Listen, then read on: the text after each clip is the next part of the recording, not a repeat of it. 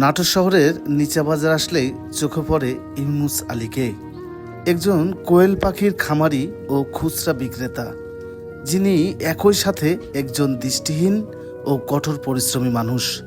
নিজ হাতে পাখিগুলো জবাই করে পরিষ্কার করেন। দৃষ্টিশক্তি না থাকা সত্ত্বেও অনেক সুন্দরভাবে এই কাজগুলো তিনি করতে পারেন।